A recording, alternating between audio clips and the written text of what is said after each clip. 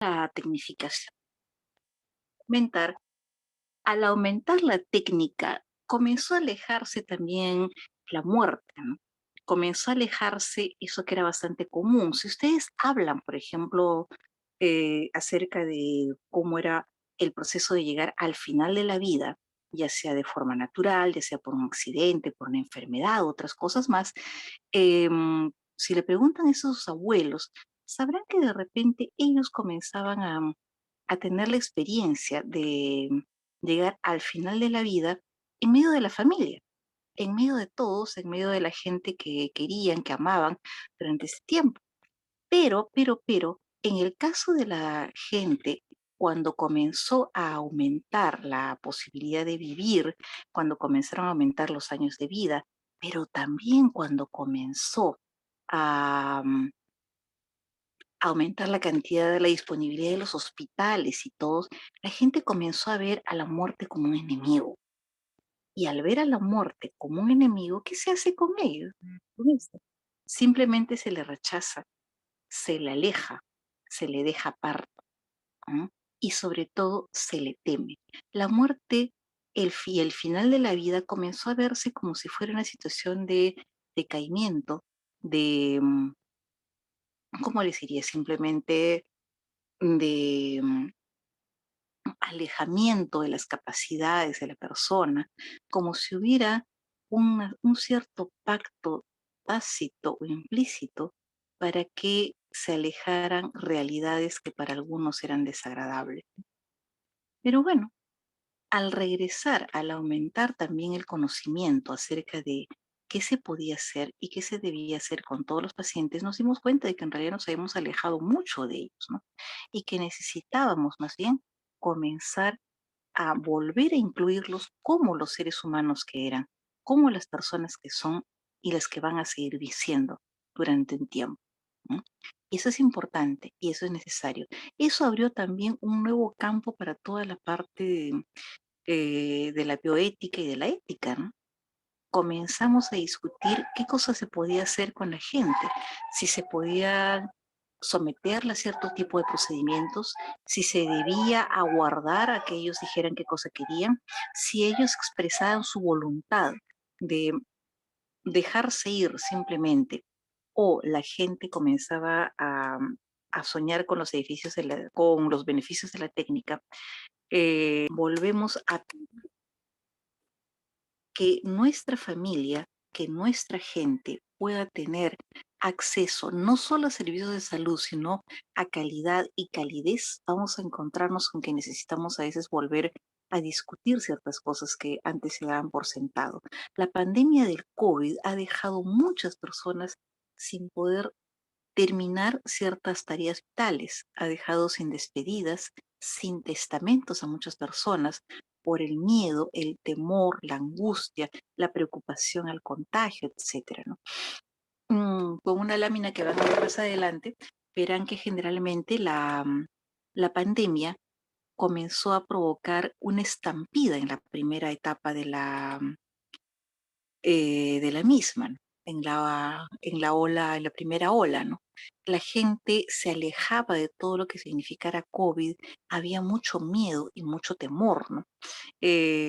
Había pocos recursos, había dificultades para poder integrarse.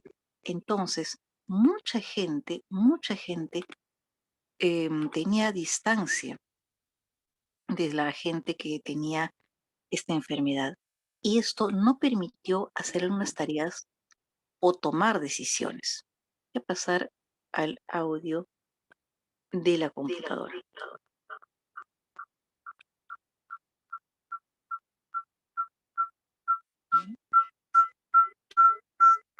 A ver, un minuto.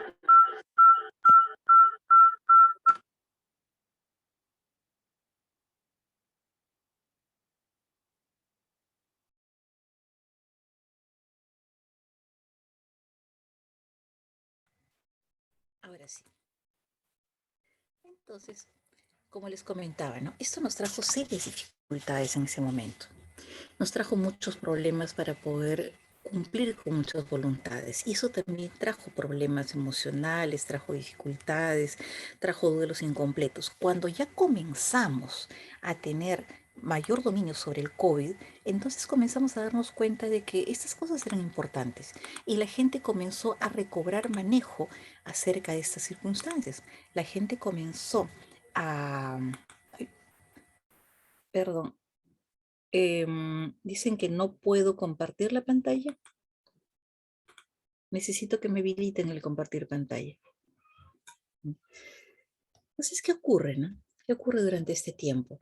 La gente comenzó más bien a esperar que se pudiera despedir a los seres humanos como tales y comenzó más bien a poder am, recibirlos en casa, atenderlos en casa y despedirlos en casa.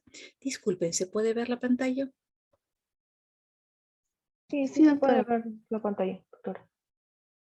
Doris, ¿se puede ver? Sí, ¿Qué tal? doctora, sí se puede ver. Gracias. Entonces, bueno, ¿qué es lo que pasaba? ¿Qué es lo que pasa entonces con esto? Hemos pasado desde una situación en la que se abandonaba a veces a los pacientes porque la muerte era algo y el final de la vida era lo que nos provocaba rechazo, angustia, preocupación. Y en otras ocasiones hemos vuelto a gente más bien que pedía que sus familiares fueran vistos, fueran atendidos como se merecían, como personas. Porque recuerden que el final de la vida no es necesariamente igual para todos, ¿no? Dos historias cortitas, ¿no? Contaban que hace algún tiempo, tres muchachos, tres personas en edad mediana veían que su viejo padre tenía síntomas de demencia. Ellos vivían en una zona que estaba cerca de un campo y era invierno. El viejito les daba mucho trabajo. Ustedes saben cómo puede ser una persona con demencia, a veces se extravía, a veces no responde, a veces puede ponerse agresivo, ¿no?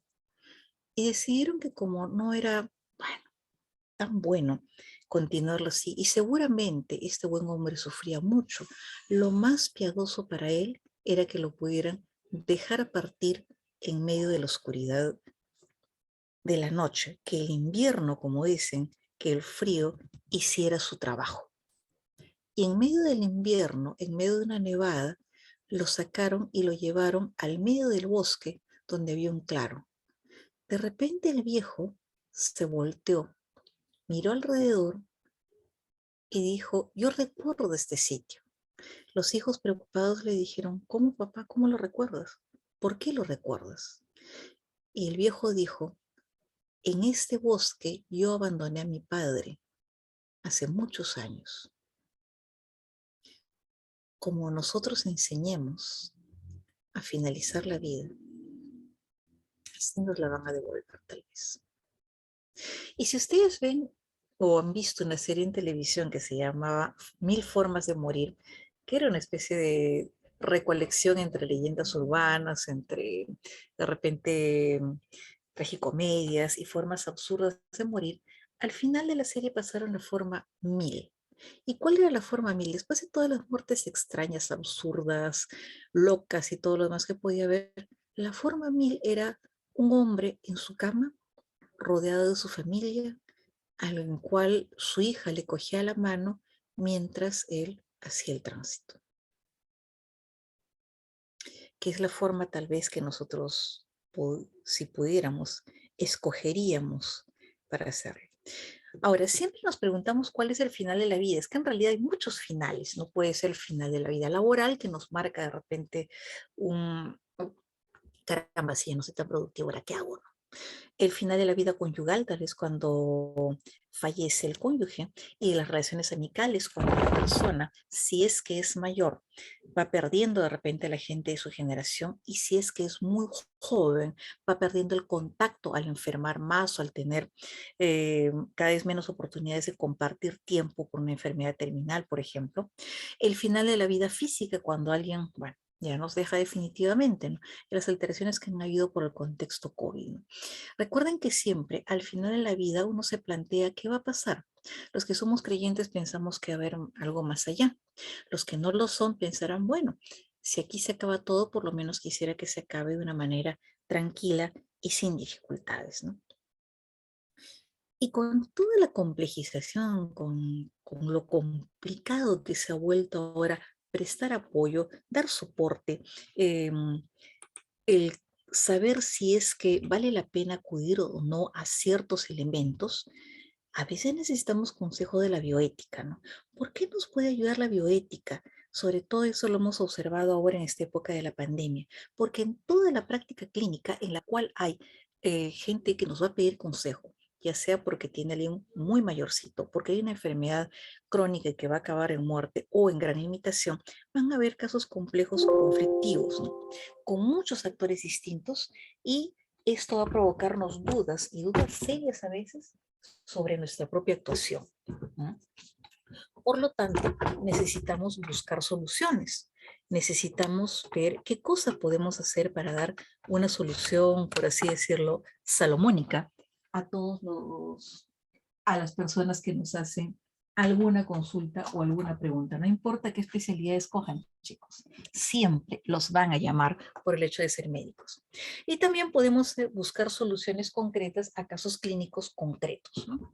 Hay la posibilidad de elegir entre varias opciones. En ocasiones se presentan varias buenas opciones o algunas contradictorias y tenemos que escoger o ayudar a alguien que escoja, ¿no? Y a veces no sabemos bien cuál es la mejor decisión, pero la bioética nos puede ayudar a buscar la mejor forma de tomar la mejor decisión posible. Y en otras ocasiones, sí, ahí sí, diferenciar lo correcto de lo incorrecto y lo bueno de lo malo, que es lo que siempre nos ocurre. Ahora, ¿qué nos interesa conocer cuando hablamos nosotros del final de la vida? Primero, cuestiones como cuáles son los derechos al que le asiste a un paciente terminal, a un paciente que sea joven, sea viejo, porque la gente joven también puede llegar a asistir al final de su vida, eh, pueda y tenga derecho a decidir. ¿Cómo puede esta persona decidir sobre lo que va a ocurrir cuando su vida esté por terminar o ya terminando?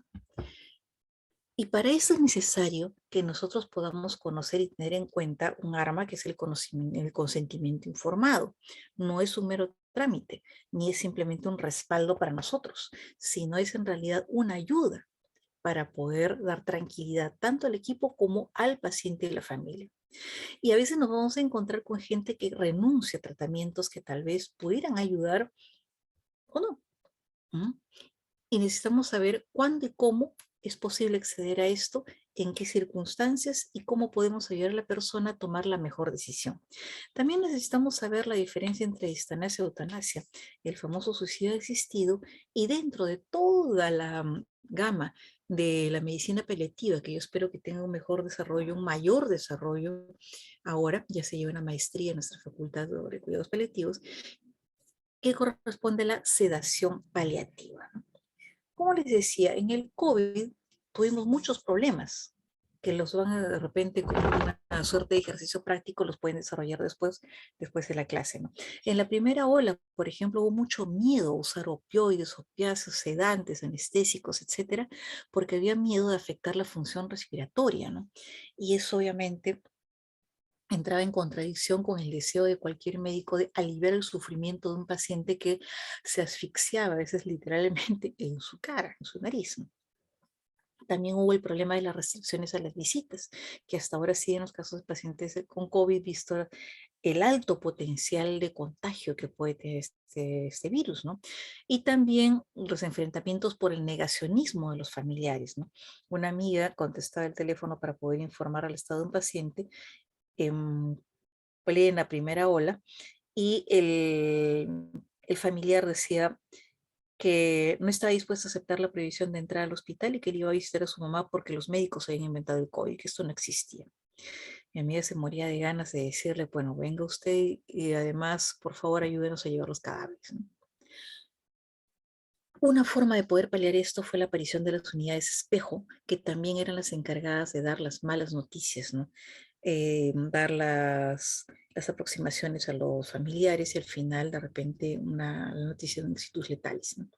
Había también muertes bruscas en casas sin auxilios, ¿no? Por el miedo del entorno. La gente rechazaba venir al hospital, no quería, tenía mucho miedo de contagiarse aún más en el hospital, ¿no? Había también culpa de los sobrevivientes. En la segunda ola, el otro problema fue que ya nos cogió de repente menos impreparados, por usar ese término, ¿no? Y se manejó las comunicaciones con los familiares a través de videollamadas. En la primera ola no se permitía que ningún paciente llegue con celulares. En la segunda ola se permitió que algunos llegaran, sobre todo los que tenían mejor pronóstico. Hubo mejor uso, se le perdió el temor a usar los anestésicos y los sedantes, lo cual facilitó el reposo de muchos pacientes, disminuyó el sufrimiento de ellos y también facilitó el tránsito de algunos, ¿no? Aparecieron también modalidades de tratamiento en la casa, hubo un poco más de surtido de oxígeno, hubieron también los concentradores famosos, ¿no? Sabíamos que si una persona tenía un concentrador de 10 litros y no era suficiente, ya era criterio para enviarlo al hospital, ¿no?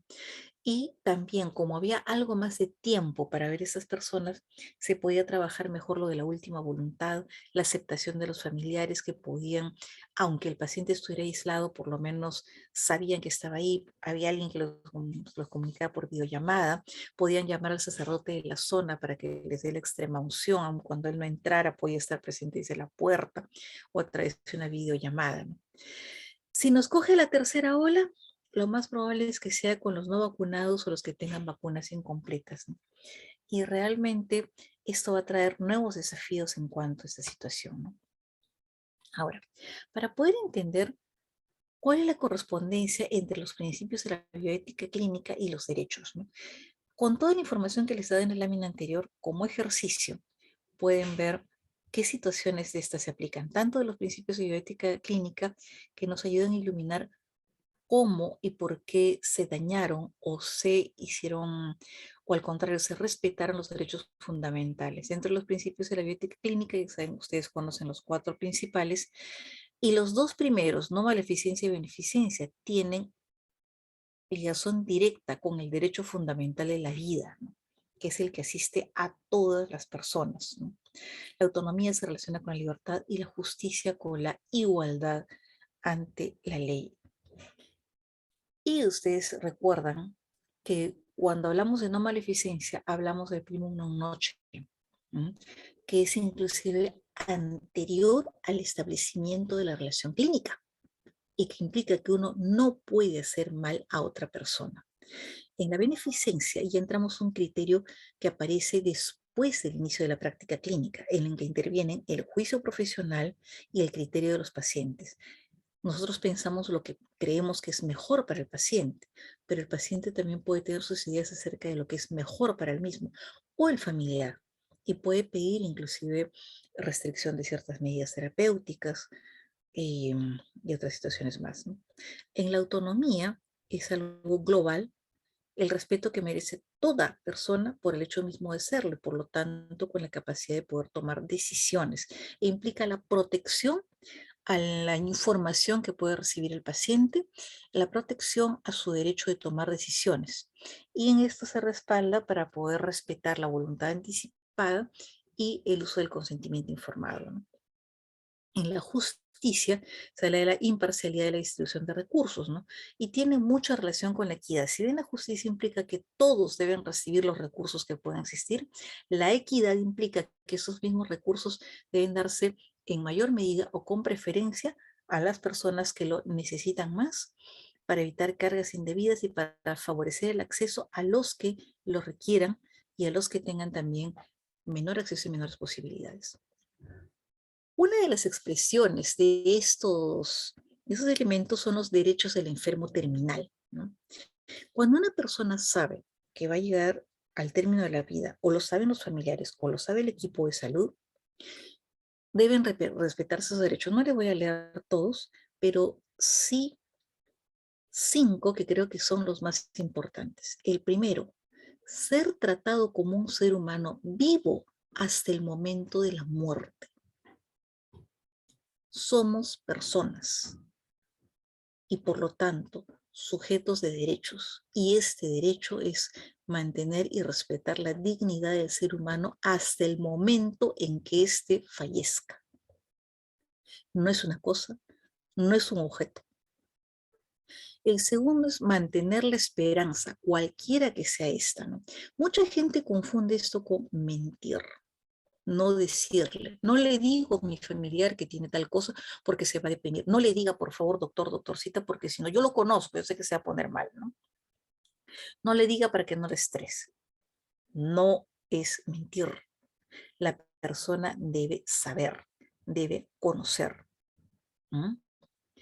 Pero mantener la esperanza implica conocer lo que le va a pasar, obviamente no ser bruto, como ocurría en ciertos hospitales en que dañaban a la persona dando la noticia de manera inadecuada, sino basada en la esperanza de que se hará todo lo posible, en el caso de que esto sea probable, para curarlo, se hará todo lo posible para aliviarle el dolor y las molestias, se hará todo lo posible para que estas personas puedan ir, puedan descansar y los vamos a acompañar.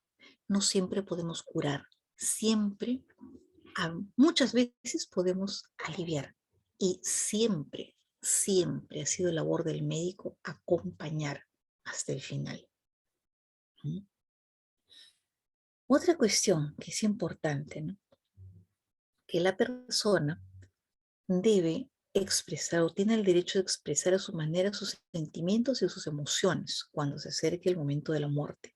Hay personas que quieren más compañía, hay personas que quieren menos, hay personas que prefieren cerrarse en un silencio respetuoso, otros quieren simplemente hablar y conversar.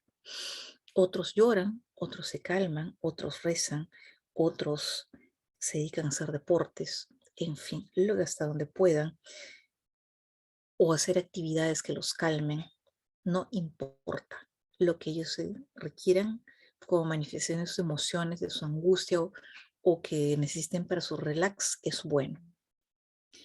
Otra cuestión es obtener una respuesta honesta, cualquiera que sea la pregunta. No darles rodeos, no decir, no sé, voy a ver, bueno, en realidad hay posibilidades mayores, pero no, en realidad eso está muy bien, ¿ah? No, cada vez hacemos muchas cosas. O sea, no he dicho nada, en realidad. Las preguntas deben ser contestadas. A veces vamos a contestar con no sé, porque es verdad, no siempre sabemos. Pero siempre necesitamos que la persona sepa lo que va a pasar. Recuerdo mucho un caso muy triste de una paciente deprimida, tenía un cáncer de páncreas. Estaba muy mal. Pero cuando ella decía que lo que era más difícil de reconciliarse bueno, con la vida que iba a dejar, era que los hijos no le habían dicho que tenía un cáncer de muy mal pronóstico y podía morir. Y ella decía, hubiera querido hacer esto, hubiera querido hacer lo otro, hubiera tenido tiempo de hacer esto, ahora ya no puedo. ¿No? Me tengo que delegar, pero yo hubiera querido hacerlo. La familia, en el afán de evitarle el estrés o el trauma, ¿saber? Simplemente le negó la oportunidad de resolver sus problemas. ¿Mm? Lo otro es morir en paz y con dignidad, morir tranquilo, morir en medio de los ritos a los que está acostumbrado, respetar su deseo de morir solo o acompañado y con el menor dolor posible. ¿Mm? Y que su cuerpo obviamente sea respetado después de su muerte. Recuerdo cuando llevábamos anatomía, hacíamos una misa al iniciar anatomía, una misa de difuntos. Y esa misa tenía como objetivo honrar a aquellos que habían sido y cuyos cuerpos nos permitían a nosotros poder adquirir conocimientos para la práctica médica, para después ayudar a salvar a alguien. Esta gente era generalmente NN, nadie reclamaba sus cuerpos, por lo tanto, la facultad los usaba para nuestra instrucción. No sabíamos si esta gente tenía o no familia, no sabíamos en qué condiciones había terminado. pero honrábamos su cuerpo y honrábamos a la persona que había sido de esta manera, agradeciéndole el, el hecho de que pudiera prestarnos su cuerpo para poder estudiar. Ahora, estas personas eran NN, pero la gente que tiene familia muchas veces se enfrenta a decisiones al final de la vida. Es más fácil para una persona mayor que para una persona joven. ¿Por qué? Una persona joven a veces se ve como como si tuviera muchas situaciones muy truncas, ¿no? Hubiera querido hacer esto, hubiera querido estudiar, hubiera querido casarse, hubiera querido tener niños, hubiera querido hacer universidad, viajar, etcétera, ¿no? La gente mayor a veces llega ya al final de la vida con, en promedio, mayor morbilidad con dependencia física variable, ¿no? En ocasiones tienen problemas cognitivos, emocionales, pero esto, la gente mayor va teniendo la idea de una tarea cumplida. Entonces, muchas veces se va haciendo la idea de que quisiera decidir qué le va a pasar cuando termina su vida, ¿no? Y va a tomar decisiones sobre el nivel de intervención que se quiera, ¿no? Por ejemplo, algunos dicen, miren, la verdad, si es que me descubren algún cáncer en algún momento, no quiero quimioterapia. Otros dicen, sí, hasta cierto punto. Otros dicen, yo quiero lo que sea, lo mejor. Quiero morir en casa. Quiero que me ceden. No quiero que me ceden porque necesito esto. Quiero hacer testamento. O quiero vender mis cosas y gastarme mi dinero en todo lo que yo quiera. ¿No es cierto? Y pueden dejar inclusive indicaciones acerca de qué hacer con el cuerpo, el velorio, dónde quieren ser enterrados, etcétera, ¿no? Y esto no necesariamente indica que estén enfermos. A veces puede ser inclusive cuando están sanos, pero prevén que sus días se van agotando, ¿no? Hay una costumbre china en la que una forma de piedad filial, en la China clásica, se estoy hablando, eh, era obsequiarle un ataúd al padre. Para nosotros nos resulta raro, ¿no? Bastante poco usual, ¿no? Es como acá comprar pues un espacio en el Camposanto, ¿no? Los hijos compraban un ataúd, el más bonito que podía haber, y era como regalar algo al padre, ¿no? Y muchos planificaban cómo iba a ser su entierro, ¿no? Cada cierto tiempo iban a tocar tal música, cada cierto tiempo iban a pararse para poder dar paso a las plañideras y en otro momento iban a quemar tantas monedas de papel para que el muertito estuviera bien surtido en la próxima vida, ¿no? Entonces, ¿no? Una de las dificultades que ocurre en esas circunstancias es cuando hay deterioro cognitivo, cuando hay demencia, cuando la medicación misma puede producir de repente somnolencia, otras cosas más, ¿no? Por eso es importante que cuando hay un diagnóstico de una enfermedad que es crónica, que puede acabar fatalmente, la persona pueda ser consultada acerca de estos mientras sus capacidades cognitivas estén, ok. Recuerden que ahora para hacer testamentos y otras cosas no basta con el testimonio ¿cómo se llama esto? Del notario. Tiene que ir un psiquiatra, ya que esto es un trámite legal, para testificar que la persona esté en condiciones adecuadas, que esté cognitivamente capacitada para manifestar su voluntad. Y nosotros, los profesionales, también los parientes, los mismos pacientes, podemos apoyar este proceso, no interferirlo, ¿no? Y nuestro apoyo a través de las actitudes adecuadas, las actitudes de apertura, de escucha, de consejo, pueden ayudar a que una persona pueda tomar decisiones acerca de qué va a ocurrir con ellos al final de la vida. Porque esa es una cuestión de reflexión. Se sientan, piensan, escriben. En ocasiones llaman a su médico y le dicen, oye, me parece bien esto, tengo miedo de tal cosa, ¿no? Mire, vamos a poder aliviarlo de tal manera, ¿no? O esto me va a incapacitar en tal o cual tiempo, ¿no? Necesito saber si puedo arreglar mis asuntos, si puedo viajar, si puedo recibir gente, etcétera, ¿no? Todo esto va a depender de la situación clínica del paciente y por eso somos nosotros un pilar importante para la toma de decisiones de alguien, ¿no? Y asimismo, para poder ayudar al paciente necesitamos conocer y respetar las actitudes y valores del paciente respecto a la vida y también las actitudes y valores del equipo de cuidado, ¿no?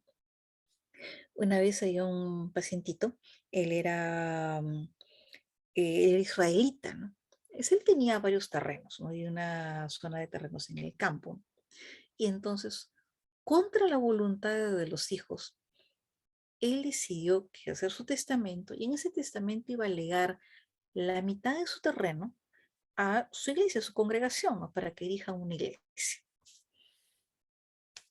El hombre estaba en su sano juicio, no tenía ningún impedimento, sabía que tenía una enfermedad terminal, pero eso era lo que él quería, ¿no? El equipo de salud que lo cuidaba era católico, entonces, pero entendían los del equipo de salud que este paciente actuaba de acuerdo con su fe religiosa. Y como miembros de un equipo de salud, sabían que la persona estaba en sus cinco sentidos, como dicen, totalmente lúcida. Y al final hicieron entender a la familia que, aunque ellos, bueno, no les gustara que él dejara para otros una parte del terreno, por el cual de repente tenían legítimas esperanzas, bueno, era deseo del paciente, ¿no? Es que a veces hay situaciones que traen repercusiones, ¿no? Esas personas pensaban de repente, bueno, heredar algo del terreno, algo por el estilo, pero ni modo, es voluntad del paciente, ¿no? Los familiares a veces pueden ayudar mucho y a veces pueden estorbar, ¿no? Mi maestra, la doctora Garaycochea, decía que era un problema el hijo de Bilbao. ¿Y a qué se refería con esto, no? Nos pone un ejemplo, ¿no? Una persona muy mayorcita que ha sido cuidada durante toda su vida por una hija que la había llevado a sus controles, que la había apoyado, que la había alimentado, la había visto junto con toda su familia, pues, en fin, y que veía que el final de la mamá se acercaba y que tenía un hermano eh, que vive en Bilbao, hace más de 20 años que venía, pues si podía, una vez cada 3, cada 4 años, mandaba un poco de plata cuando se acordaba, de vez en cuando, una o dos veces por año una llamada, ¿no? Y que cuando le dijeron que la mamá estaba mal, se vino volando en ese momento, ¿no? La hija, que había cuidado toda la vida de la madre, que conocía su voluntad, habló con el equipo de salud y le dijo, miren, la verdad, mi mamá no quiere intubación, no quiere UCI, no quiere nada, no quiere los supresores, etcétera, etcétera, ¿no? Quiere que la dejen irse tranquila. Perfecto, el equipo de salud comenzó a moverse, los médicos dejaron las indicaciones, las enfermeras comenzaron a dar el mínimo soporte necesario, ¿no? Y en eso llega el hijo de Bilbao y comienza a gritar que cómo era posible, que los médicos eran unos asesinos, que mi madre debe tener los mejores cuidados, que ella todavía se puede salvar y que la cuestión es plata, aquí tienen plata, etcétera, etcétera, ¿no es cierto? ¿No? Entonces, bloqueando en base a desconocimiento y falta de respeto los deseos que la hija mayor ya conocía. Si una persona entra a la etapa de toma de decisiones, se debe evaluar tres cosas. Primero, la autonomía que posee el paciente, la competencia que éste posea mentalmente y si esto va a afectar o no a las estrategias terapéuticas que se van a usar. Por ejemplo, en la parte de la autonomía, requiere que el paciente conozca su situación, conozca sus actitudes y conozca los valores que tiene en el ambiente, ¿no? ¿Qué cosa va a hacer, qué quiere hacer, qué puede hacer? Debe asimismo estar bien informado, debe comprender todo lo relativo a la enfermedad y qué cosa va a ocurrir con lo que él decida, ¿no? Por ejemplo, esta persona que planeaba donar una parte de sus propiedades a su iglesia, iba a saber que los hijos se iban a enojar o que iban a estar algo incómodos, ¿no es cierto? Pero que a pesar de eso era su voluntad y que su voluntad prevalecía. No hay derecho a la herencia hasta que la persona fallezca, ¿no? Y sobre todo se requiere evitar la coacción, tanto interna como externa. Coacción interna, es decir, no, pobrecitos mis hijos, ¿cómo van a quedarse? ¿No? Yo tengo que velar por ellos, tengo que ayudarlos, ¿qué van a decir? ¿Se van a pelear? Etcétera, etcétera, ¿no? Evitar eso es importante, ¿no? Y la coacción externa, que hay alguien que diga, pero ¿por qué no me ayudaste? ¿Por qué no me dejas? ¿Por qué no me ayudas? Dame un poco, eso es nuestro derecho, eso es nuestra herencia, etcétera, etcétera, ¿no? Para eso mejor la persona pueda tener una cierta burbuja protectora, que puede inclusive hacer varios ensayos en cuanto a las cosas que él o ella plantean, ¿no? Y hacerle conocer los derechos que tiene para manejar las situaciones y además de su propia capacidad. Y si no la tiene, buscar personas de referencia que lo puedan ayudar. buenos amigos, algún hermano o hermana en quien confíe, un buen notario, un abogado que los guíe, un sacerdote, un buen médico que esté dispuesto a acompañarlos en el trayecto, ¿no? Con su asesoría y su apoyo. Y también de parte del equipo que lo cuida, él debe dar información adecuada al paciente, adecuada no solo en la cantidad de información, sino en la calidad, de tal manera que el paciente entienda lo que le va a ocurrir, entienda lo que va a pasar, entienda las repercusiones de las decisiones que toma, ¿no? Debe también evaluar y conocer las capacidades cognitivas, las capacidades para poder razonar, recordar, pensar, etcétera, y entender su proyecto existencial, lo que quiere hacer él en el futuro, porque hasta que esta persona no fallezca, sigue teniendo futuro, ¿no? Es decir, el segundo aspecto de evaluar es el de la competencia, ¿no? O la capacidad del paciente.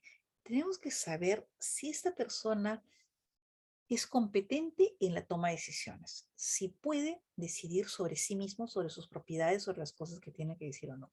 Y si hay alguna alteración cognitiva o si hay una alteración sensorial, si esta es reversible o no, si necesita prótesis como los anteojos o de repente un audífono, si es que de repente el problema cognitivo que tiene la persona es por algo que se puede resolver en algún momento, ¿no? Si de repente esto es irreversible y ya no queda que la persona no puede tomar decisiones, sino más bien se tiene que elegir un tutor o se tiene que elegir un curador en todo caso. Si es muy joven, menor de edad, se pide un tutor. Si es un mayor de edad, un curador, ¿no? Cuando una persona es competente, es declarada competente, está involucrada, por lo tanto, en las decisiones que hay sobre el tratamiento, ¿no? Se le debe consultar o se le debe informar y decir para que pueda acceder o no a cualquier decisión sobre el tratamiento. Y nosotros decimos, hey, pero ¿qué cosa es esto, no? Eh, si él sabe más, él va a saber más que nosotros. No, no es que sepa más que nosotros, es que puede optar en base a la información que nosotros le damos por un tipo de tratamiento u otro. ¿Mm? Y eso los convierte a su vez en corresponsables junto con el equipo de las decisiones que toman. Nosotros le podemos decir, eh, mire señor, le podemos dar tal nivel de analgesia para que usted no sufra, para que usted no sienta dolor, pero recuerde que esto puede ponerlo muy aturdido y muy adormecido. Puede decir, perfecto, no hay problema, yo prefiero no sentir dolor, me despido de todos y hasta aquí nomás. O puede decir, mire, yo gozo viendo con mis nietos. Entonces, por favor, a mí me bajan el nivel de la sedación. No me importa sentir dolor o de repente póngame algo para disminuir el dolor cuando estén ellos, porque yo quiero verlos, por ejemplo. O miren, hay la posibilidad de que usted pueda recibir tal o cual medicación, pero esto tal vez le provoque tales molestias. Muchísimas gracias, pero ahí no más, ¿no? O a veces traen su propia información. Miren, me han dicho que de repente el letril o de repente el magnesol o algo puede ayudar. Y nosotros le podemos informar, miren, no hay ningún estudio científico de respaldo, no hay nada que diga que esto puede servir para algo, ¿no? También la persona es responsable, el paciente es responsable de las cosas que haga o deje de hacer. Y cuando hay un no competente, la responsabilidad de decisiones puede pasar por el equipo de salud o también por los cuidadores o los tutores que tengan, que estén establecidos por la ley o las costumbres, ¿no? Y que sean capaces de custodiar los valores y los deseos de los pacientes. Recuerden que los tutores o los tutores deciden sobre la capacidad, sobre las acciones que se pueden realizar con un paciente porque ellos sí son competentes, ¿no? Igual los curadores en el caso de los mayores de edad, ¿no? El tercer elemento a ver es la estrategia terapéutica que se está siguiendo, solo soporte, monitoreo, etcétera, ¿no? ¿En qué van a afectar las decisiones que el paciente tome, ¿no? Por ejemplo, pueden afectar a la actitud clínica que vamos a tener. Si es que vamos a instaurar ciertos tratamientos para ver si se puede todavía curar este problema o de repente enlentecer, retrasar el crecimiento, por ejemplo, de una tumoración o mejorar el pronóstico con ciertas posibilidades, o simplemente la persona dice, bueno, yo sé que de acá el pronóstico es que 5 años el 50% de personas fallece con tratamiento y el 25% fallece sin tratamiento. La verdad, yo prefiero quedarme sin tratamiento y gozar estar tranquilo. Solo quiero cuidados paliativos, disminuir el dolor, mejorar la ventilación, etcétera, etcétera. La ubicación del paciente también para los cuidados, ¿no? En la casa de alguien, en su propia casa, en un hospital, en un albergue, etcétera, etcétera, ¿no? También sirve, estrategias terapéuticas van a modificar la capacidad de los pacientes según el tipo de intensidad que se usen. Por ejemplo, si hay soporte vital avanzado y ventilación mecánica o UCI, lo más probable es que la persona en las dos primeras situaciones no pueda ejercer su voluntad. Cuando esté en UCI, a veces ocurre, ¿no? En un hospital general, depende de las circunstancias, ¿no? Por ejemplo, si está en un área COVID, mientras esté consciente lo puede hacer, ¿no? En un hogar, una casa de reposo, con tratamiento según la indicación, puede ser si es que la persona está lúcida, ¿no? Igual también cuando se dan solo cuidados de confort, ¿no? O nutrición enteral o hidratación. Cuando una persona ya solo recibe cuidados de confort sin nutrición ni hidratación, es porque generalmente está preagónico, ¿no? Y ya no está consciente. Entonces ahí la familia entra a tallar. Recuerden que eh, esto vale tanto para nosotros como para el paciente. Si hay pequeñas decisiones y cambios en el cuidado, puede haber repercusiones muy grandes sobre el confort del paciente, una suerte de efecto mariposa, ¿no? Ahora, ¿sobre qué tipos de intervención se puede decidir, no? Hay algunas sobre las cuales no hay duda, son obligatorias y que son eficaces en una situación dada. Por ejemplo, el usar analgesia, ¿no? El usar laxantes en el caso de las personas que toman opiáceos, por ejemplo, o que no se puedan mover durante mucho tiempo, estén postradas, usar diuréticos, hacer curaciones, por ejemplo, los pacientes escarados, o hacer la movilización postural para que no hagan escaras, hacer caminatas mientras el ejercicio, mientras la capacidad de locomoción se mantenga, etcétera, etcétera. Las opcionales son de eficacia, pues, intermedia, a veces sirven, a veces no. Por ejemplo, la diálisis en una IRC avanzada terminal con un paciente en muy mal estado, ya comatoso, ¿no? Y que tenga tenga ya de repente falla hepática, cardíaca y otras cosas más, ¿no?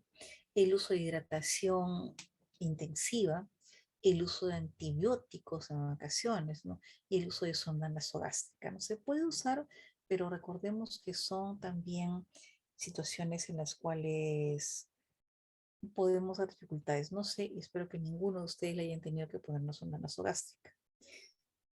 Los que conozco que lo han usado y que me han contado de la experiencia me dicen que puede ser muy incómoda, muy dolorosa, muy fastidiada. Un profesor me dice que una vez tuvo un accidente de tránsito, ¿no? Y que se te quedó y recuerda que él despertó en la emergencia, tiene un recuerdo muy fraccionado.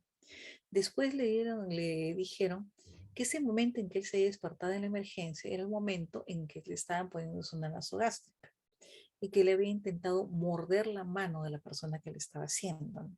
No lo sé, era un poquito más y bueno, lo subieron a UCI. Salió felizmente sin mayor dificultad.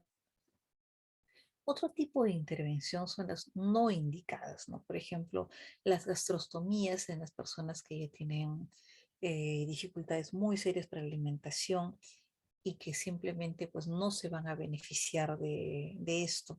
Significa someterlas a estrés quirúrgico, una puerta abierta para infecciones, tener que hacer el recambio de las bolsitas, etcétera, de que se beneficien más de nutrición parenteral total, ¿no? La ventilación mecánica de una enfermedad terminal ya muy avanzada, ¿no? En el cual a veces la persona simplemente mm, se apaga lentamente. Y hablando de las intervenciones, hay que tener cuidado con los charlatanes.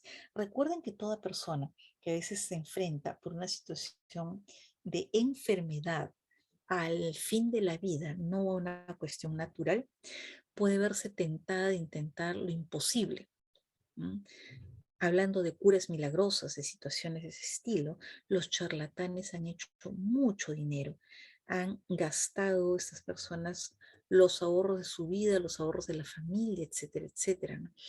Han hecho inversiones, han pedido préstamos y al final acabaron igual, pero con mucho dinero menos, con grandes decepciones y entenderán que estafar a una persona en esa situación es algo muy miserable. Encontré una exposición también sobre bioética al final de la vida, y en la que hablaba sobre las cuestiones de muerte digna, de decisión de suicidio asistido, de cuidados paliativos. Esta pregunta que me parece interesante: ¿quién decide qué vida es digna de vivir? A propósito, ¿alguno de ustedes sabe qué cosa era la acción T4? ¿O qué cosa fue la acción T4? ¿Alguno de ustedes? Bueno, si no lo sabían, les cuento. La acción T4 fue el programa de eutanasia de la Alemania del Tercer Reich. La llamaron así porque el edificio que se encargó de diseñarla quedaba en la avenida Tiergarten, número 4. ¿Mm? Ellos hablaban de que había vidas que no eran dignas de ser vividas. La gente con retardo mental, las personas que tenían esquizofrenia, las personas que tenían demencia, los que tenían epilepsia, los que tenían síntomas psicóticos. ¿Mm? Y como esos eran vidas inútiles, eran vidas indignas de vivir, eran gasto para el Estado, era lícito para el Estado ahorrarse ese gasto y matarlos. Es un programa de genocidio que sobrevivió a la caída del Tercer Reich incluso por 3 a 6 meses en algunas zonas retiradas. Este tiempo se mató a la gente por inyecciones letales, por uso de monóxido de carbono, por uso de barbitúricos o también por el uso por la administración de medicamentos, perdón, de alimentos, mejor dicho, de comida que haya sido hervida hasta perder todo su valor nutricional o casi todo. Entonces, esa gente decidía quién era digno o no de vivir. Para nosotros, la pregunta es otra. ¿Hay alguna vida que no merezca ser vivida? ¿Hay vidas menos dignas y con menos valor? Si nosotros podemos respondernos a esta pregunta, encontraremos cómo dirigir nuestros cuidados a todas las personas, niños, jóvenes, adultos, ancianos, que vean que están llegando al final de su vida. ¿Mm? Si existe alguien que piense que hay vidas que no merezcan ser vividas, debe responder también quién es la persona que se encarga de decidir esto. Y si esto es cierto, esto implica que no todos somos iguales y por lo tanto no tendríamos los mismos derechos. Y si esto es cierto, ni la ley, ni el Estado, ni la conciencia garantizaría la igualdad para todos. Nos encontraríamos con una situación de discriminación jurídica. Y eso es un concepto que tenemos que recordar. Porque a veces a las personas que pasan por esa situación se les ha negado la capacidad de decidir sobre su propio futuro. Ahora, al inicio nosotros podemos seleccionar las opciones iniciales, de repente de cuidado de alguien, para poder mostrárselas de alguna manera, ¿no? Que son, y luego posteriormente, cuando la persona ya pierda capacidades, los, los encargados, los tutores o los curadores lo harán. Ahora, esto tiene dos implicancias para la buena práctica médica, que no podemos decidir alguna actitud que alargue la vida innecesariamente y no podemos usar medidas desproporcionadas a la utilidad para la conservación solamente de la vida física, ¿no? Recuerden ustedes eh, que hay gente que a veces les va a pedir a lo largo de su vida como médicos, haga lo que sea con tal de tener a mi madre, mi hijo, mi hermano, mi sobrino, mi nieto, etcétera, ¿no? Vivo. Pero a veces prolongar la vida no siempre es no siempre es la mejor actitud. A veces, como me decía un colega, hay que saber dejar ir con dignidad y con tranquilidad. ¿Mm? Pero a veces no sabemos si esto es posible o no. Y cuando tenemos más interlocutores, como por ejemplo un buen equipo de ética hospitalaria, esto puede ayudarnos a poder reflexionar mejor con la cabeza fría adecuada. Cuando conocemos los antecedentes del paciente, también nos ayuda a poder reflexionar y poder estar más tranquilos sobre todo esto. Una cosa que ayuda mucho en esas circunstancias es poder contar con una voluntad anticipada. Esta se expresa ya sea de viva voz, de preferencia de testigos o mediante un documento, con la elección libre y voluntaria de los médicos, de los medios terapéuticos. Por ejemplo, yo puedo decirle a mi esposo de repente delante de mi hermano, a mis sobrinos como un testigo, o puedo expresar a través de un documento, si alguna vez tengo un paro, resucítenme. Si tengo el segundo, ya no me saquen, me quedo ahí. Si es que alguna vez tengo un dolor que yo misma llego a describir como 10/10, entonces, y este dura la mayor parte del tiempo que estoy despierta, voy a solicitar, por lo tanto, sedación hasta que llegue pues el final natural de mi vida, ¿no? Si caigo inconsciente y tengo además un DBC, me niego a que me resuciten, por ejemplo, ¿no? O me niego a que me hagan, por ejemplo, una colostomía en algún momento. Déjenme irme así como estoy, ¿no? Una, ese un colega pasó por una situación bastante difícil, ¿no? La mamá tuvo un problema vascular e hizo necrosis de miembro inferior de uno de ellos. La indicación médica es amputar, ¿no es cierto? La indicación médica que todos hacen. Cuando le preguntaron a la señora, decían, bueno, yo tengo ya más de 90 años, he vivido, tengo una fibrilación, me puede llevar en cualquier momento, no sé qué otro problema de salud tenía, yo quiero irme entera a la tumba. Tu mamá te va a doler, esto es así. Sí, lo sé, hijito. Te agradezco tu información, pero yo quiero irme así. Entonces, aliviame el dolor todo lo que puedas. Y la dama se fue enterita a la tumba. Realmente se respetó la voluntad de ella, se le cedió todo lo que se pudo, se le dio la comodidad necesaria, alcanzó a despedirse de sus amigas, primas, toda la gente que conocían de manera y se fue tranquila. Y esta voluntad anticipada debe ser respetada por el sistema sanitario. Esto se conoce en los últimos tiempos cada vez con mayor frecuencia, ¿no?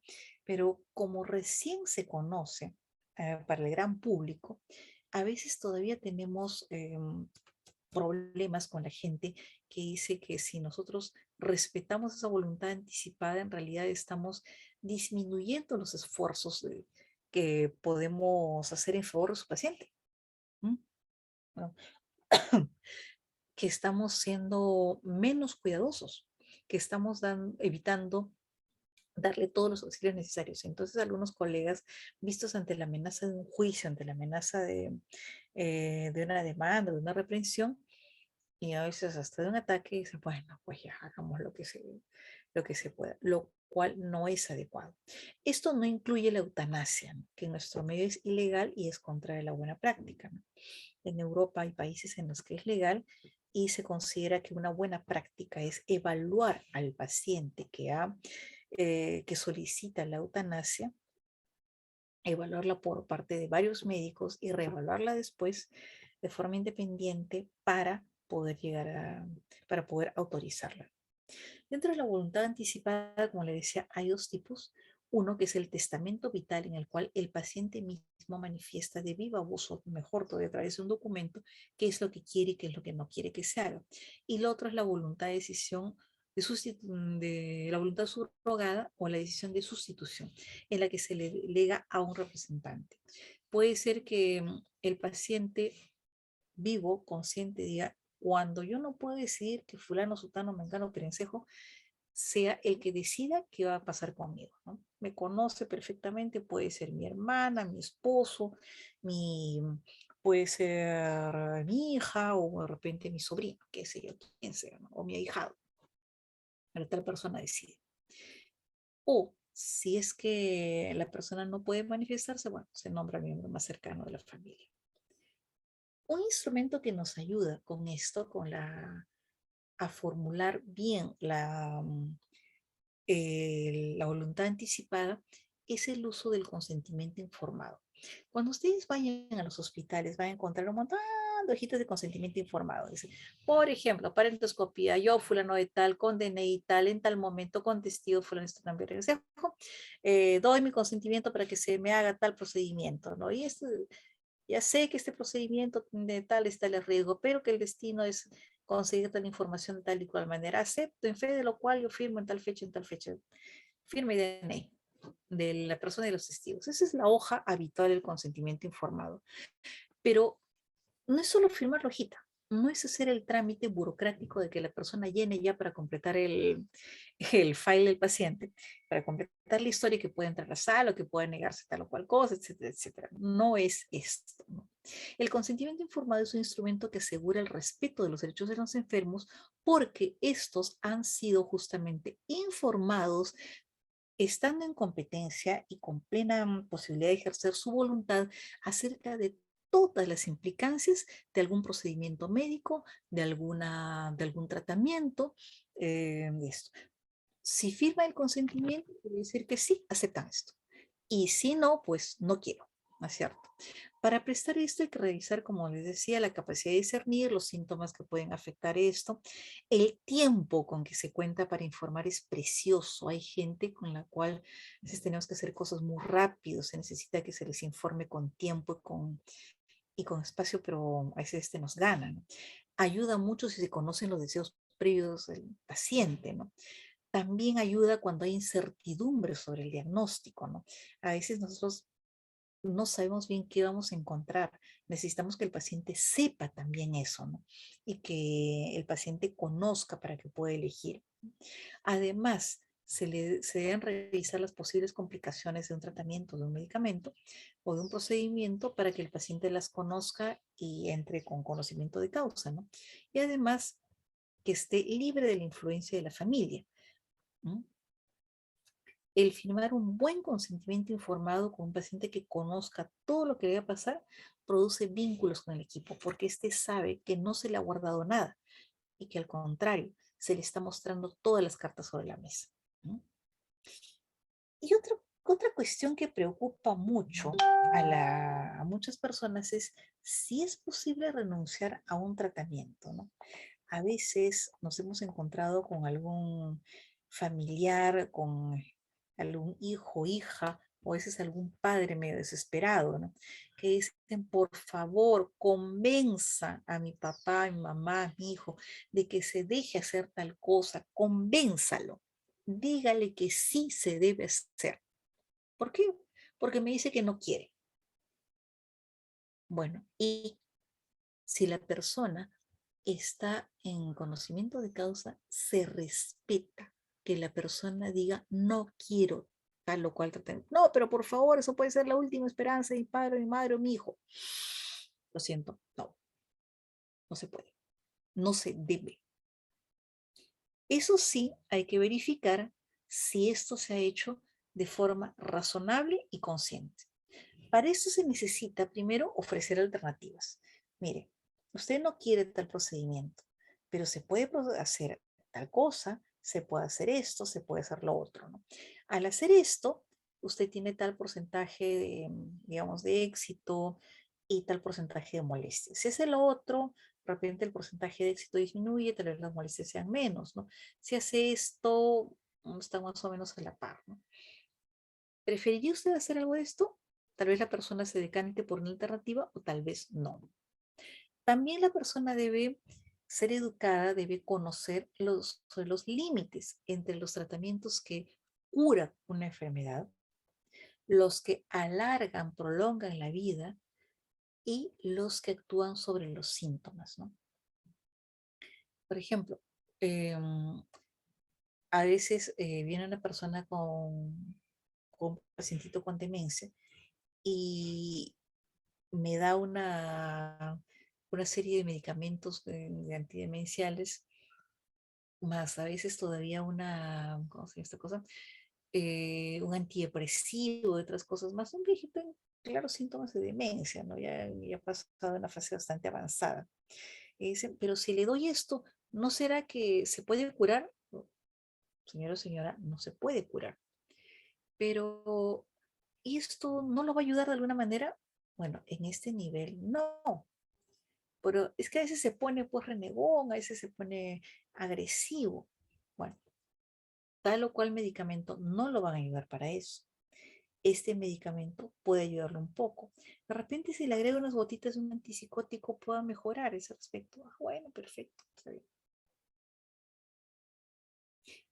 O de repente, hay un paciente con diálisis, ¿no? Dice, mire, si usted entra a diálisis se va a sentir probablemente algo mejor. Esto no lo va a curar. ¿Mm? Probablemente le alargue la vida, sí. Pueden haber molestias después. Y las molestias se pueden manejar de repente con algún sintomático, pero no va a curarlo. Bueno, si la persona conoce y sabe lo que pasa, no hay ningún problema. Puede ser por ello. Puede usarse este tratamiento, ¿no? En una persona más joven, de repente le ofrecen un trasplante de riñón y la persona debe saber que si es que le ofrecen el trasplante, no es que ahí se quede el asunto, que debe usar medicamentos antirrechazo, que debe usar eh, todavía algunos medicamentos para tratar otro tipo de problemas, que tal vez no pueda hacer actividades que hacía antes, que tiene que cuidar ese riñón de todas maneras. Ahora, en ocasiones sospechamos que las razones para rehusar o renunciar a un tratamiento pueden tener más situaciones de la esfera mental, ¿no? Por ejemplo, puede ser coacción, ¿no? Usa este tratamiento porque si no vives más tiempo vas a hacer cómo me voy a sentir yo sin ti, etcétera. O a la inversa, ya para qué ese tratamiento es demasiado caro, mira que le vas a dejar a los chicos sin plata, etcétera, etcétera, me voy a endeudar, etcétera. O de repente puede haber miedo irracional, ¿no? Tal vez la persona haya escuchado que, que la quimioterapia pues es horrible, te deja pues muy mal, ¿no? Y a veces es peor todavía que tener la enfermedad. Un amigo oncólogo le suele explicar esto con mucho cuidado a los pacientes y decirles que como en todas las situaciones en las que uno toma alguna medicación, hay personas a las que no les cae bien y sí explica lo que puede pasar, pero hay personas a las que les cae bien, que en el estado en el que ellos están probablemente se beneficien de tal o cual manera del medicamento. Y en todo caso, pase lo que pase, siempre se va a intentar que el paciente esté más tranquilo, con menos dolor y con menos molestia, ya sea que acepte o no seguir el tratamiento. Cuando ocurre esto, generalmente baja la angustia del paciente. Y al bajar la angustia, pues la persona puede sentirse mejor y tal vez acepte o tal vez siga renunciando al tratamiento, pero con mayor conocimiento de causa. Y también las fantasías, ¿no? O los intereses ajenos que pueden existir. Desgraciadamente hay gente que a veces, desgraciadamente, impulsa a un paciente a no seguir tratamientos. Y dentro de eso también está lo de los charlatanes, ¿no? Hace algún tiempo estaba leyendo una historia acerca de una mujer que tenía un cáncer de mama, en el cual los colegas le ofrecieron la posibilidad de una mastectomía radical, ¿no? Conocimiento de ganglios, y que esto todavía era curable, ¿no? Ella eligió a través de una pseudoinformación que recibió a través de un pasquín, seguir uno de estos famosos tratamientos naturales, que de naturales ya no tienen nada, para eso tienes que tomar una hierba y que le ofreció pues un montón de cosas, que le dijo que las molestias que sintiera porque estaba eliminando las células cancerosas, que la diarrea que ella tenía era porque ahí se iba el cáncer, que la fatiga que tenía era porque el cuerpo estaba haciendo su trabajo, etcétera, ¿no? Y cuando renunció a todo esto y volvió a la consulta con el oncólogo, ya había metástasis en varios sitios.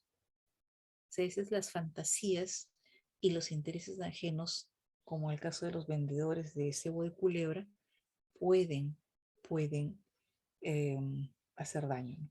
Ojo, a veces es un equilibrio delicado entre decir a un paciente que lo están engañando y quitarle la esperanza que tienen. Generalmente ahí se apela a la razón. Y se le dice si esta persona puede presentar a otras personas curadas, dónde ha visto esta publicación, si de repente no le convendría buscar estadísticas, ahora que casi todos tienen acceso a Internet, ¿no? Buscar estadísticas confiables de personas curadas con ese tratamiento y curadas con lo convencional, etcétera. Y si no, bueno, es lo que ellos deciden, es lo que ellos quieren. Porque finalmente lo importante es lo que vaya a decidir un paciente. ¿Mm? Eso es lo que quieren. Lo contrario de todo esto es la distanasia, ¿no? El encarnizamiento terapéutico, ¿no? Es el uso de medidas, como decía, diagnósticas o terapéuticas desproporcionadas y sobre todo no indicadas en fases avanzadas y terminales, ¿no? Las medidas extraordinarias para alargar la vida, sobre todo de las personas agónicas, ¿no? Sobre todo en ese caso, ¿no? Hidratación forzada, uso de vasopresores, nutrición parenteral, uso de poligelina, etcétera, etcétera, ¿no? Máscara a presión, intubación, en el caso de que la persona ya esté, por ejemplo, disminuyendo de la frecuencia respiratoria, etcétera, etcétera, ¿no? ¿Qué es lo que ocurre, no? A veces a nosotros se nos ha formado generalmente para vencer a la muerte, ¿no? La clásica es la pelea del médico contra la muerte, pero olvidamos que la muerte es parte de la vida, ¿no? Y si una persona va a morir, como le decía, no siempre podemos ganar en ese sentido, no siempre podemos curar, muchas veces podemos aliviar, pero siempre hay que acompañar. Y una parte del acompañamiento es no recurrir a estas medidas. Había alguien en un hospital del norte de Lima que realmente hubiera debido perder el título. Era una persona, un monstruo, que se vanagloriaba de que en su guardia no había un gol. Un gol es el eufemismo que se usa para hablar de un muerto. Y esta persona era capaz de hacer lo que fuera con tal de no reportar una muerte en su guardia. Lo que fuera.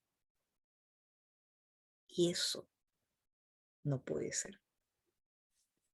¿Por qué ocurre esto entre los médicos? A veces entre los enfermeros. Porque hay dificultades en aceptar el proceso de morir. No se toma la muerte sino como algo ajeno. Están mal formados en ese sentido. No acompañan a la vida, sino solo evitan a la muerte, que al final nos va a llegar a todos, ¿no es cierto? O a veces también puede ser por pedidos del enfermo, pero a veces más por pedidos de la familia y amenazas en ocasiones de parte de ellos, ¿no? Y también presión para el uso de tecnología, pues como es en tecnología de punta, avanzada, etcétera, pero que en realidad a veces no va a ayudar mucho, ¿no? ¿Y cuáles son las consecuencias? Que tanto los enfermos que llegan a tener algo de conocimiento sobre esto se frustran. Los equipos de salud también se frustran porque a nadie le gusta trabajar con alguien así. Se usa mal los recursos de los establecimientos de salud, por lo tanto, esos se tornan ineficaces. Y los colegas que hacen esto, desgraciadamente, a veces acaban con serias dificultades cuando no con alguna demanda. Ahora, sobre una de esas partes de que algunos las incluyen o las excluyen de la distanasia es la eutanasia, curiosamente, pero en algunos artículos de repente la encuentran dentro y en otros claramente diferenciada, depende del autor. ¿Por qué? Porque hay un debate muy largo, ¿no? La eutanasia se define como la acción u omisión directa e intencionada destinada a provocar la muerte de una persona que padece una enfermedad avanzada o terminal, pero que es a petición expresa y reiterada de esta, ¿no? Es alguien que dice, ¿saben qué? Yo quiero que me apliquen algo porque quiero morir, o quiero que no me den tal cosa porque quiero morirme, quiero acabar con esto, así de simple, ¿no? En algunos sitios está legalizada, en otros no. En otros, lo que se usa en ocasiones es la eutanasia indirecta, que es un mecanismo de doble efecto por el que se podría adelantar la muerte como resultado del efecto secundario de un tratamiento analgésico, por ejemplo, o sedante, ¿no? Un mejor término para eso es el doble efecto. Recuerden que la eutanasia siempre es una acción o omisión directa e intencionada. En la indirecta, mal llamada de esa manera, lo que ocurre es que a veces una persona, por ejemplo, puede sentir mucho dolor y alguien dice, mire, le puedo aplicar tal medicamento, pero si usted se queja, si usted tiene dolor, si tiene manifestaciones externas de que está sintiendo dolor, pero lo que puede pasar es que de repente, como los límites son un poco estrechos entre la acción terapéutica y la tóxica, tal vez pueda morir, ¿no? Puede pasar, ¿no? O de repente hay algún otro evento que se puede precipitar o puede acelerarse por el uso de alguna sustancia o un procedimiento, ¿no? Generalmente una sustancia. Y bueno, a veces puede ocurrir, ¿no? En ocasiones la persona dice, mire, soportar el dolor, yo prefiero dormir. La intención en este caso no es matar a la persona, pero sí hay la posibilidad de que nuestra intervención acelere el proceso. ¿Bien? Y la mal llamada eutanasia pasiva, en la que se implica cesar o no iniciar medidas terapéuticas innecesarias en un enfermo en situación terminal. No es un término adecuado, por si acaso, ¿no? Recuerdo, por ejemplo, una colega a la que le dicen que su papá tenía pues una creatinina del triple del usual. Tenía una infección urinaria galopante, tenía sepsis, tenía Alzheimer, 98 años y había tenido un evento vascular hace poco. Entonces, en algún momento, la colega se tocó de nervios y solo prestó atención al hecho de la creatinina. Dijo, tiene que entrar a diálisis, tiene que entrar a diálisis, no pueden dejarlo así. Y una nefróloga pues se le acerca y le dice, mire, su papá tiene ya una insuficiencia renal hace mucho tiempo, tiene todas esas cuestiones. ¿Preferiría usted dejarlo así o, con el afán que tiene toda buena hija de aliviarle un poco, ponerle un catéter e iniciar un proceso de diálisis con las consecuencias y los efectos secundarios que usted sabe que puede pasar? En ese momento la colega, ella misma refiere que era como si sacudiera la cabeza, como si algo le sacudiera la cabeza. Me lo refirió inclusive moviéndolo. Y le dijo a la nefróloga que sí, en realidad no era la mejor opción en ese momento. El papá falleció pocas horas después, tranquilo y en paz. Esa la eutanasia pasiva no es realmente una eutanasia, ¿no? Ahora, recuerden que el término eutanasia se restringe a las situaciones en las cuales se produce la muerte de los pacientes mediante una reducción causa-efecto única e inmediata. Pero Simón Lorda, en este librito Ética y Muerte Digna, em, pone todas esas restricciones acerca del término de eutanasia. Eutanasia se usa si y solo si la persona ha pedido expresa y reiteradamente que se haga este procedimiento. ¿Mm? Y los procedimientos se han informado, se han reportado cuando el paciente está en plena capacidad mental. Se produce sí y solo si hay un contexto de sufrimiento experimentado como inaceptable derivado de una enfermedad incurable y que no se pueda mitigar de ninguna otra manera. Y se usa sí y solo sí se realiza por profesionales de salud, por médico e enfermero que conocen a los pacientes y mantienen con ellos una relación significativa. Por eso había ciertas dudas acerca de las clínicas eutanásicas en Holanda, en Suiza y en otros sitios más, ¿no? Entonces, se requería para hacer uso de ellas que el paciente pudiera ser evaluado varias veces, pero a veces habían extranjeros que solicitaban sus servicios. Por lo tanto, esos extranjeros eran invitados, bueno, en realidad se les exigía como requisito que vivieran un tiempo en el país para poder conocer a los colegas, para poder ser evaluados, para poder observarlos, ¿no? En el país en el cual iban a morir según su elección, ¿no? Para asegurarse de que realmente los colegas, los enfermeros, pudieran conocer a los pacientes, pudieran establecer una relación clínica y por lo tanto participar con una opinión eh, adecuada, ¿no? Acerca de esto. Ahora, sobre el suicidio asistido, es una cuestión diferente, ¿no?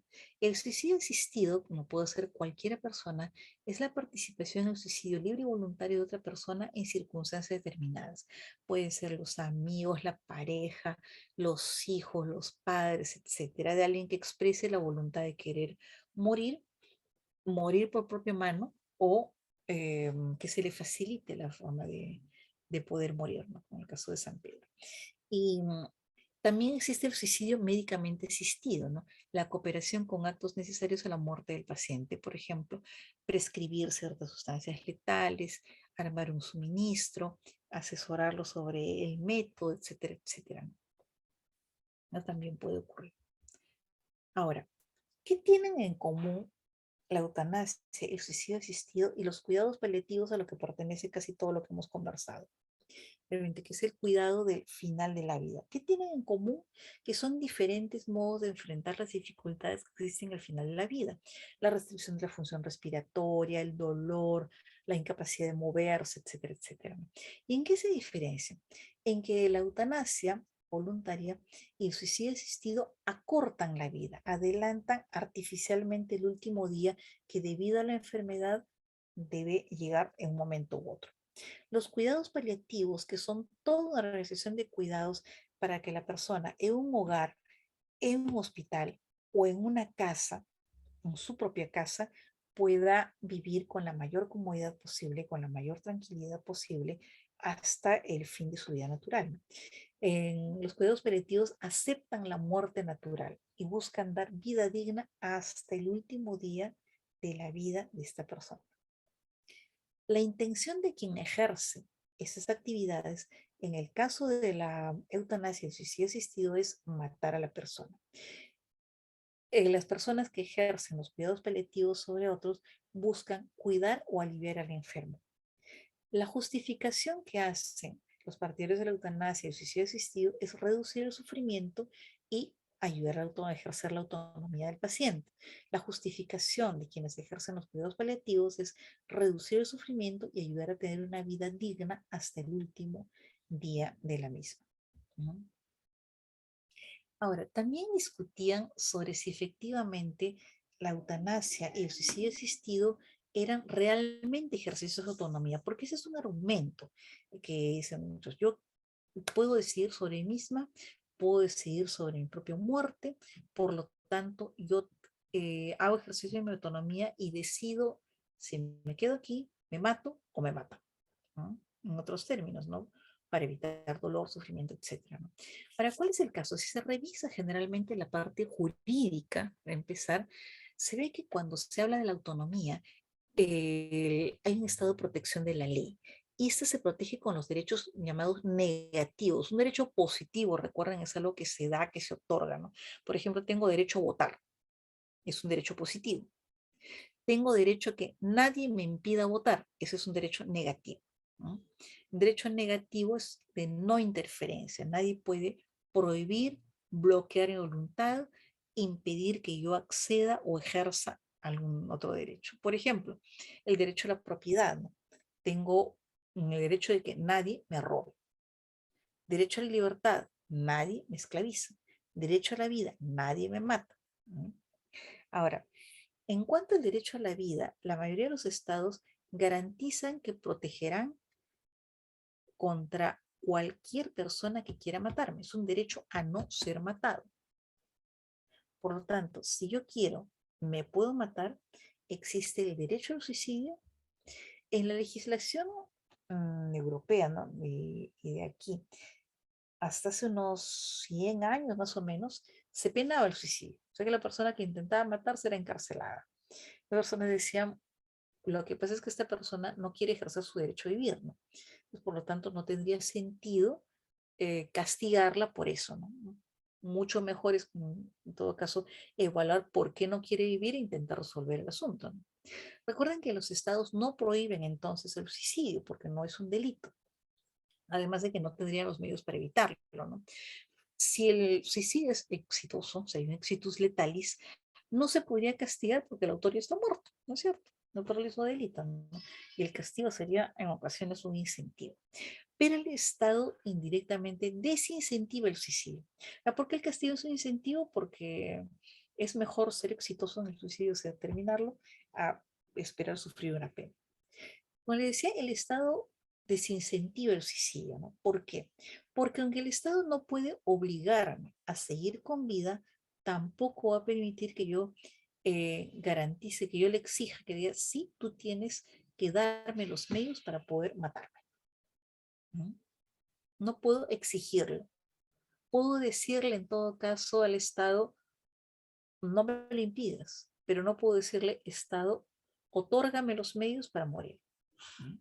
El derecho a no ser matado, por lo tanto, va a implicar que el orden jurídico valora positivamente la vida. Tiene derecho a vivir, tiene derecho a hacer las acciones necesarias para proteger la vida, ¿no? La promueve y desincentiva, por lo tanto, la eliminación. Hay otro problema, ¿no? Y esto ya lo encontré en un texto más sociológico, ¿no? Que en realidad a veces no son decisiones tan libres, ¿no? ¿Por qué? Un requisito indispensable para ejercer la autonomía es que la persona no sea influida por presiones. Y se encontró que en varias, que una de las principales razones para solicitar tanto el suicidio asistido la, como la eutanasia era no ser una carga para la familia, ¿no? Si yo no quiero serles oneroso, no quiero costarle su dinero, ni su tiempo, ni nada por el estilo. Entonces, quiero morirme para evitarles todo eso. ¿Por qué? ¿Qué pasa? Los cuidados paliativos son caros, bastante caros. Y por lo tanto, necesitan un seguro o una familia que les pueda proporcionar esto, ¿no? Y por lo tanto, mucha gente con buenos recursos económicos puede permitirse cuidados paliativos magníficos, maravillosos, ¿no? Los que tienen un Estado muy fuerte, como por ejemplo el Estado español, otros estados europeos que tienen la política del bienestar, pueden asumir una gran cantidad de estos gastos y lo que hace la persona es mínimo. Pero la gente que es pobre o que no tiene un soporte como este para poder pagarlos, suelen querer morir para no consumir los ahorros de la familia, por lo tanto dejarle algo tal vez a los hijos, a los nietos, a los parientes. Por ejemplo, para que no tengan que perder su trabajo, para que no tengan que dejar de ganar algo, ¿no? También ocurre esto cuando hay personas que tienen una red de apoyo muy pequeñita, es muy vulnerable. Si no pueden moverse bien, si no pueden eh, ir a comprar, si no pueden llamar por teléfono, si no pueden cambiarse, vestirse, o no hay nadie cerca o alguien que les pague esto, entonces se sienten muy vulnerables realmente, ¿no? Y entonces, en ocasiones hay una carga no expresada directamente para la familia y la sociedad que incentiva de cierta manera a la gente a pensar en esto como una opción, considerando como un sacrificio, una cierta generosidad, porque si no lo hacen son los egoístas, no están malgastando el dinero de la familia, la herencia de la familia, están gastando el tiempo de los otros y esto no puede ser. Y también cuando hay poca compañía, pueden decidir morir cuanto antes para no sentirse más solos y sobrantes. Por lo tanto, la gente lo hace más impulsada que por una decisión libre por el temor a las carencias que tiene. Por lo tanto, no habría igual autonomía. ¿Mm? a nosotros se nos impondría realizar una eutanasia. Bueno, cada cual con lo que crea conveniente, ¿no? Pero recordemos que el derecho a la eutanasia implica que el Estado tiene el deber de proporcionarlo, pero se lo proporcionaría de preferencia a quien tiene menos posibilidades de ser auxiliado por la parte paliativa. Entonces estaría haciendo una discriminación hacia ese lado a esas personas. No habría la libertad que se plantea. En los cuidados paliativos, más bien, hay un enfoque terapéutico interdisciplinario. Estamos los médicos de varias especialidades, están los enfermeros y muchos enfermeros especializados como paliativistas, ¿no? Hay psicólogos, trabajadores sociales, hay también nutricionistas, ¿no? Terapistas físicos, gente, en fin, de varias disciplinas que puede ayudar a que la persona pueda mejorar su calidad de vida, pero también que mejore la calidad de vida de la familia, ¿no? Es una enfermedad grave, incurable. Busca prevenir y aliviar el sufrimiento de un paciente. Recuerdo una expresión en la que decían que había visto más risas y más sonrisas en una entidad que se dedicaba a cuidados paliativos que en la calle. ¿Por qué? Porque la gente que se dedica a hacer paliativos se dedica a que las personas puedan pasar lo mejor que puedan este último trance.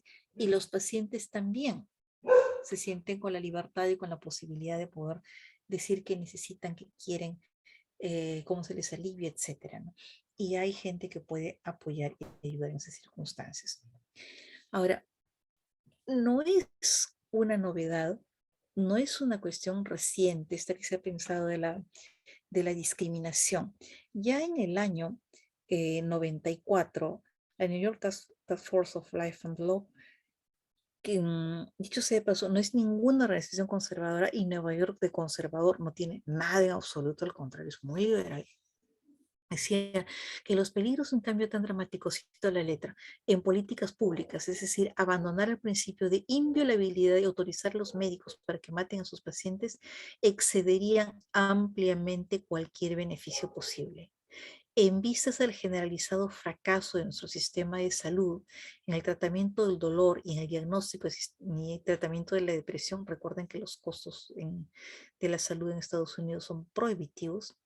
La legalización del suicidio asistido y de la eutanasia sería profundamente peligrosa para muchos individuos que están enfermos y son vulnerables. Los riesgos serían aún más severos para los ancianos, los pobres y los socialmente miserables. Es advertido. Entonces, no es precisamente algo muy democrático que digamos. Y hablando de cuidados paliativos, una de las acciones, como le decía, es limitar el dolor, limitar la angustia, limitar, por ejemplo, el fastidio, la fatiga que percibe alguien cuando, por ejemplo, tiene dificultades para poder respirar, eh, las molestias que puede tener, náuseas, cefalea, etcétera, etcétera, dolor en el cuerpo, dolor por un tumor, etcétera, ¿no? En el contexto de cuidados paliativos, la sedación paliativa es algo muy importante que se debe discutir con anticipación con el paciente, ¿no? Y es la administración deliberada de fármacos en dosis y combinaciones requeridas para reducir la conciencia de un paciente con enfermedad avanzada o terminal, tanto como sea preciso para aliviar uno o más síntomas refractarios, ¿no? La persona dice, este dolor francamente me es insoportable, no quiero sentirlo. Aún al precio de estar dormido, aún al precio de estar dormido. Así se puede consentir en esto. El consentimiento puede ser explícito, la persona lo dice viva voz y lo registra ante un testigo, o puede dejar un documento, puede ser implícito. Hay esta posibilidad. ¿Usted quisiera tomarla? Sí, doctor. Sí, doctora, claro que sí. O delegado. Poder decirle a un familiar, su familiar está sufriendo mucho por esto, hay la posibilidad de guiarlo. ¿Se puede hacer? Sí, perfecto. Es importante poder discutir esas cosas con nuestros pacientes, con nuestros familiares, con nuestros amigos. Recuerden que hay diferencias, por lo tanto, entre la sedación y la eutanasia. En la intención, por ejemplo, la sedación lo que pide es aliviar el sufrimiento refractario. La eutanasia provoca la muerte para liberar el sufrimiento. En el proceso, en la sedación, se dan fármacos ajustados a la respuesta del paciente. En la eutanasia, la prescripción es de fármacos que garanticen una muerte rápida porque se dan a dosis letales. El resultado en la sedación es el alivio del sufrimiento y en la eutanasia es la muerte. Ahora, volviendo al inicio, siendo como un gran círculo, siempre va a haber dudas sobre qué hacer y cómo manejar la etapa del final de la vida. Una cosa que decían mis maestros era que la prudencia ayudaba mucho, sobre todo por una razón, porque nadie tiene certezas absolutas sobre lo que debe hacer. Esto no está escrito ni en piedra ni en la Biblia. Pero si somos prudentes como palomas, podemos conseguir em, aliviar a nuestros pacientes y sentirnos todavía mejores porque hemos conseguido darle tranquilidad a ellos y a la familia. Cuando necesitamos dirigir un equipo de salud, que lo vamos a hacer por ser médicos, tenemos que reflexionar cómo vamos a hacer esto posible, cómo lo vamos a organizar, y esto se hace junto con el médico, junto con la familia y junto con el equipo que vamos a manejar. Y recuerden siempre, así como no hay pacientes, no hay enfermedades sino enfermos, cada paciente y cada tratamiento se hace siempre de modo individual, todo el tiempo, toda la vida. ¿Mm? Esperemos, chicos, que cuando ustedes se enfrenten a una situación de este tipo, ustedes puedan salir airosos de esto y puedan apoyar, aliviar a todas estas personas en una situación de final de la vida. ¿Sí? ¿Alguna pregunta, alguna curiosidad? ¿Hay? Uh-huh.